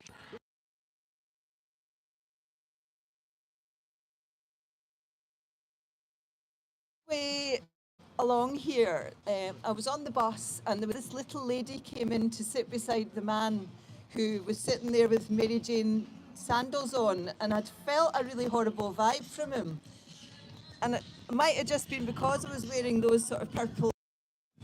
I borrowed my partner's green thing for the rain, you know, because I've broke my wrist, I can't hold an umbrella. So anyway, he'd been sort of giving me funny vibes, and I thought, just look out the window. Then this old lady came in and sat beside him and said, "Oh, thank you, sir." And he had a 10-minute rant. Here. It's probably over there now. It was absolutely shameful. And he was saying how insulting it was to be called a man. And I don't say anything because I've got a broken wrist, and I thought, if he breaks the other one, I've had it. However, my dad was a great man, and he gave money to SNP all his life, and he would be turning in his grave now. Because he was a wonderful man. It's not an insult to be called a man. But a man is a man, as Robbie Burns said, and he loved the women, and he said they made the women because they were the best last. However, I think I owe an awful lot to Kellie-Jay Keen and all the women that support her, because when I found out about this and I realised what they were doing to children, I literally was in a different universe. I was so traumatised and searched and drugged till I found Kellie-Jay Keen speaking sense that I was thinking, and nobody else knew about it or they denied it. And I just soaked up that stuff. I cried and cried and cried, probably cried for about a year, listening on the back of all that stuff. So thank you very much to the men and the women here, and keep going, Kellie-Jay Keen, because we're all behind you.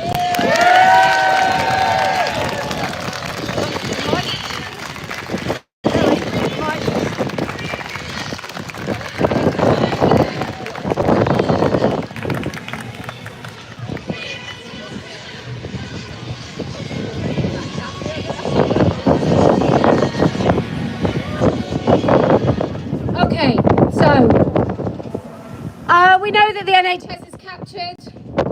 There was a woman recently who's having an internal exam, and when the chaperone came in, the person giving the exam was a man. The chaperone was also a man, but in a dress. And everyone in that room knew that he was a man in a dress. But the consultant couldn't say anything because the consultant might lose their job, although quite frankly I think he should. Sexual assault that day. The patient who had a chronic illness, who'd been waiting like for 10 years to get diagnosed and get the right treatment path, she didn't want to say anything and ruin the relationship between herself and that consultant. And hospital staff, I've heard from hospital staff who say that the men on their ward who dress as women for work, they hang around hoping that they get asked to be chaperones. It's like another little bit of, it's nice, I would say bonus, but it's more like a boner. It's a bonus boner. So, how joyful. Anyway, we came to this wonderful city with your fuckwit politicians to say, no woman has a penis, no man has a vagina, there's no such thing as non-binary, and transitioning children is profound abuse. Now listen, after I wrap up here, me and Mary, we're going to go down to our mates down there and say hello. Not past the barrier, so we don't want to annoy the police, but we do want to annoy them. So, in many ways. Look, if you can speak up, can go and just, my top tip, right, when you're talking to someone who doesn't like this, silence is really uncomfortable. So do lots of that. Do lots of kind of statements and then just quiet and let them fill in. Especially when you're talking about your kid's school. Just go and be the person that says the thing that everybody wants to say and nobody will say it. Because you damn well know that once you've said it, you might give relief to someone in a staff room who then can go and start a conversation about a parent who has had concerns about gender ideology being taught in schools. And they might just need that one conversation to start the conversation in school. So if you don't do it, who the bloody hell is going to do it? So it's got to be you. So if you can have those conversations, I promise we'll win. If you can look in the face of our enemy and laugh your tits off, because they're ridiculous, I promise we will win. And do you know why else we're going to win?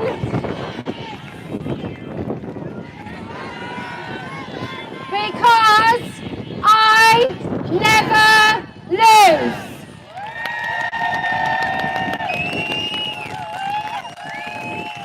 You ready, Mary? Right. You can come, you don't have to, but I'm going to. Can people stay with the, some people stay with the equipment. You ready, Mary?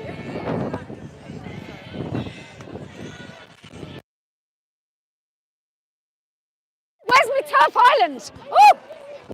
Can I have a turf island flag?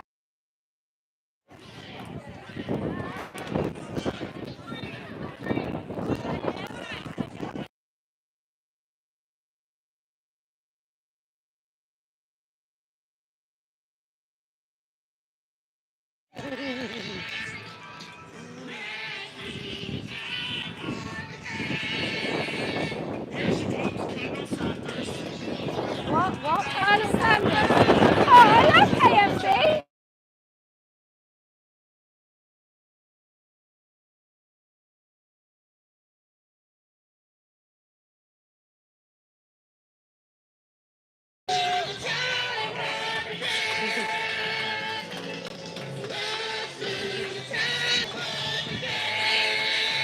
Look at the state of them. Can we shake one with the dick? Posie Parker, you can't hide! And Nancy, can I just say, they're always bloody looking for Nancy. I'm right here. I'm right here. I'm right here. Hello. Hi. Yeah, you got a microphone, you prick. All for me.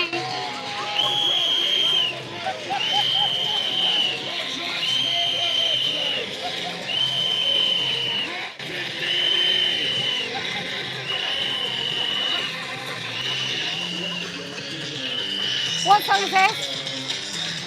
What song is this? Oh, they normally play quite good music. Okay. Right, should we give a wave and then we'll go? Bye.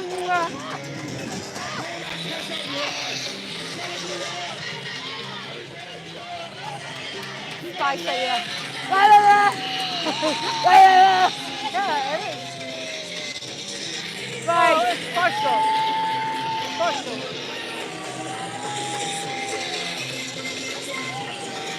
Free. They've got Free Palestine on their queer thing.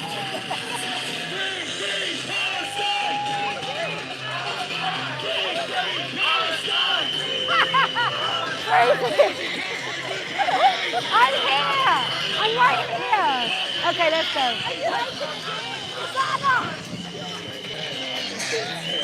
Bye. Thank you. Thank you. Thank you.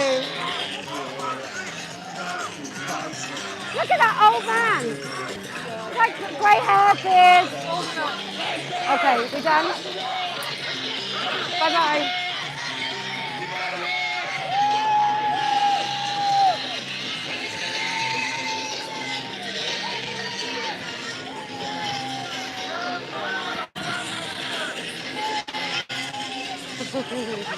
Okay, right, we'll wave and go. Bye-bye.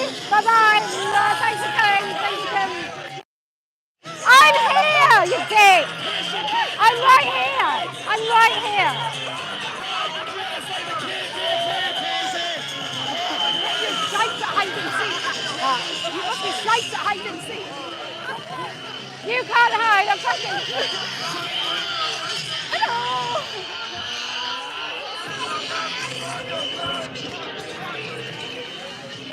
Right, let's go.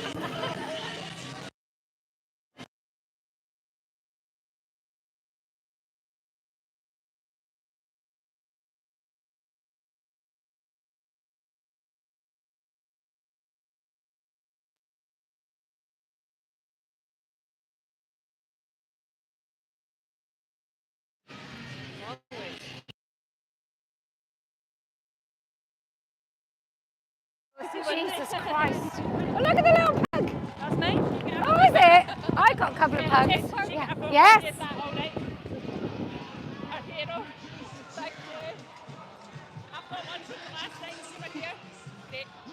Welcome, welcome, welcome. Wait till they find out where we're going. But I don't know where you're going because you haven't messaged me. But you do We have messaged everyone. Have you? What am I looking at? Because I got. Well, come with us anyway. No, I can't because I've got to go and get my sister-in-law. She's not allowed to because she's NHS. Yeah. Well, I'm still on camera. Hang on. I just want to shake your hand and say thank you. Oh, My name you're is very Ben. welcome. Nice to meet Hi, you. Ben. Nice to meet you.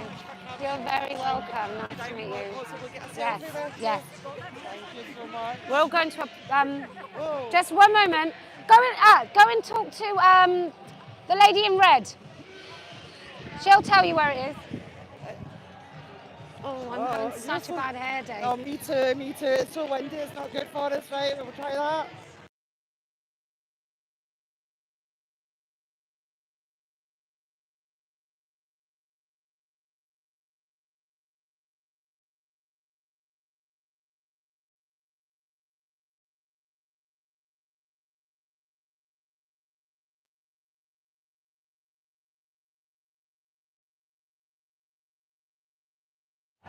Hello, yes you can. Can I need to get the t-shirt in.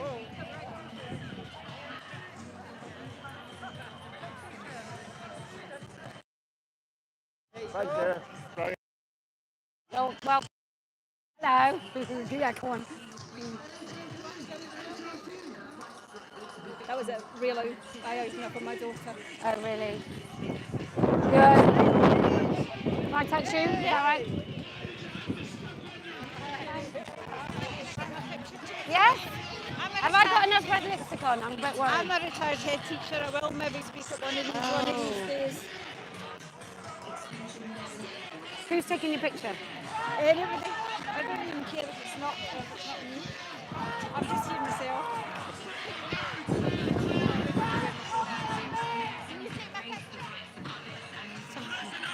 Sorry.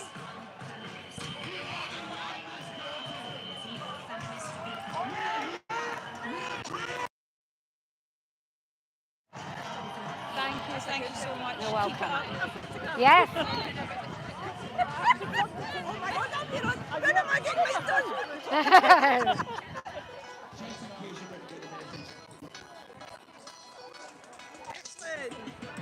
Thank you very much. Come on. Yeah. Oh, look at my hair. Oh, never mind your hair, look at my face. Brilliant, cheers. Yes. Sorry. Yeah. I'll do you in a minute. Oh, you're gorgeous. You find my Women Won't Peace book. Yes. Why you're done big Are you one, coming mate. to the next? Don't know where is the next thing. Let me find out. I think it's Oh, the yes, pub. thank The you. pub. Find it. Oh, sorry. Yeah. I just don't think. Hang on.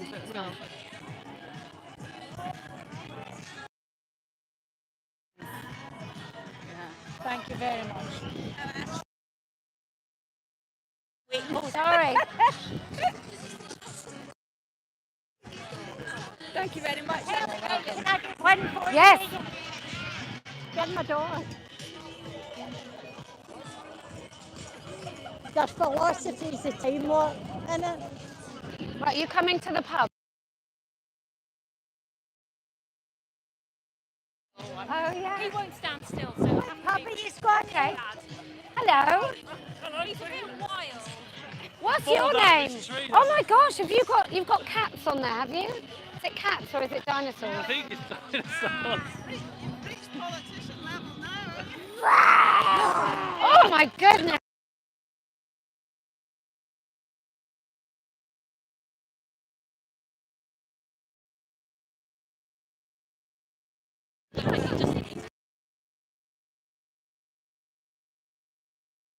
Everyone ready? You met him last time, but he's a baby. Oh, really? Oh, it's beautiful. Thank Beautiful. Nice to meet you. I wanted to say thank you. Oh, you're very welcome. Would you mind if I take a picture? No? But you want to be outside? No, not you.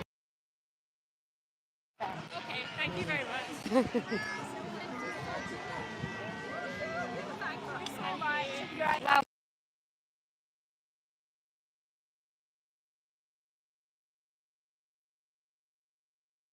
who's taking the picture? My sister. Okay.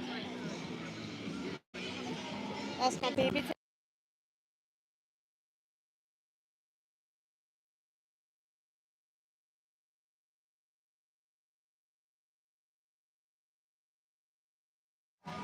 Thank you. Are you coming to the pub?